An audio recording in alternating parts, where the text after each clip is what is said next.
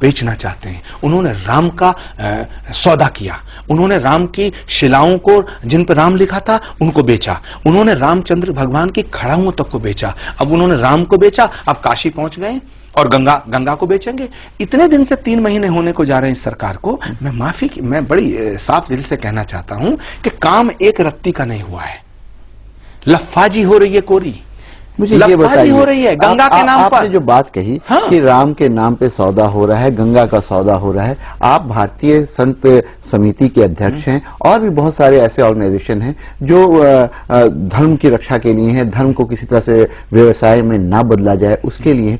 आप लोग विरोध क्यों नहीं करते?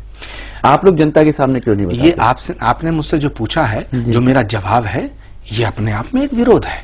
और माफी के साथ कहना चाहता हूं मैं कि नरेंद्र मोदी जी की सरकार जब से आई है तो संत जो है दहशत में है।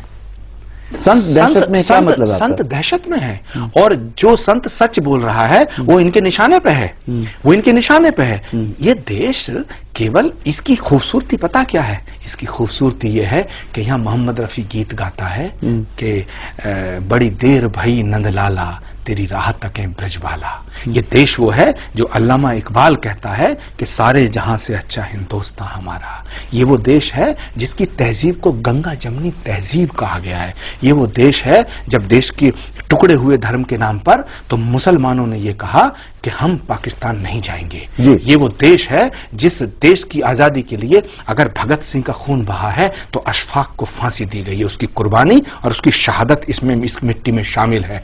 अशफाक उल्लाह खां से जब पूछा अंग्रेज ने कि तुम्हारी आखिरी ख्वाहिश क्या है, उसने कहा कि कुछ आरजू नहीं, गरारजू तो ये है, लाकर जरा सी रख दो खाके वतन कफन में।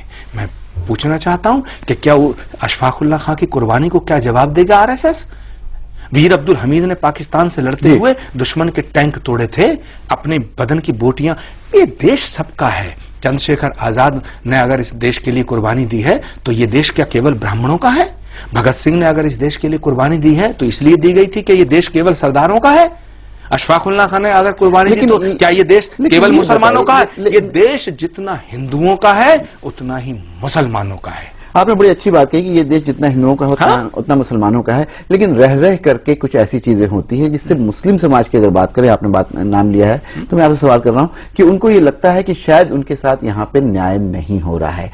अभी कुछ दिनों से आपने देखा होगा कि बहुत सारे मुसलमान नौजवान दहशतगर्दी, आतंकवाद के आरोप में पकड़े जाते हैं, बरसों बरस तक जेल में रहते हैं और उसके बाद एक अदालत ये कहती है कि नहीं, इनके ऊपर जितने आरोप थे वो गलत पाए गए। इसके लिए किसको जिम्मेदार आप मानते हैं? देखिए, ये एक इंटरनेशनल साजिश है।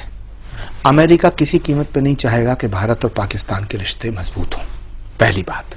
दूसरी बात है, हमारे कुछ लोग भोले हैं, उनकी शराफत का नाजायज फायदा उठाया जाता है। मिसाल के तौर पे इतिहास गवाह है, गांधी की हत्या किसी मुसलमान ने नहीं की, इंदिरा गांधी की छाती को छलनी किसी मुसलमान ने नहीं किया, राजीव गांधी के टुकड़े किसी मुसलमान ने नहीं किए, बेअंत सिंह की हत्या किसी मुसलमान ने नहीं की, ललित माकन को किसी मुसलमान ने नहीं मारा। ये क्या है? ये क्या है? जहां तक सवाल है कि मुसलमान आतंकवादी हो रहे हैं, तो मुसलमानों के अंदर अगर जो इनोसेंसी है और उसका फायदा उठा करके वो एक इंटरनेशनल साजिश का शिकार हो रहे हैं। लेकिन मैं इस बात को मानने को तैयार नहीं हूं कि केवल मुसलमान आतंकवादी है। ये जितने नाम मैंने गिनाए हैं, तो ये क्या आतंकवाद नहीं था? तो क्या ये कह दिया जाए कि सारे सरदार आतंकवादी हो गए? क्या ये कह दिया जाए कि सारे नाथुराम गॉडसे ने अगर गांधी की हत्या की तो सारे उस कम्युनिटी को पूरा जिम्मेदार ठहराया जाए? आतंकवाद और अपराध कोई कम्युनिटी नहीं करती है, ये व्यक्ति इंडिविजुअल करता है, ये व्यक्ति करता है। लेकिन जो व्यक्ति करता है वो अगर मुसलमान है तो उसको सजा दी जाए, उसे आतंकवादी माना जाए। लेकिन अगर एक आदमी ने कोई गलत काम कर दिया है, गुनाह कर दिया है, तो सारे मुसलमानों को हम आतंकवादी मान लें? मैं ये दावे के साथ कहता हूं, जिम्मेदारी से कहता हूं कि इस्लाम आतंकवाद का नाम होता तो सारी दुनिया में इस्लाम नहीं फैलता, यजीदियत फैलती। इस्लाम मोहब्बत का, इबादत का, कुर्बत का, खिदमत का और इबादत का नाम है।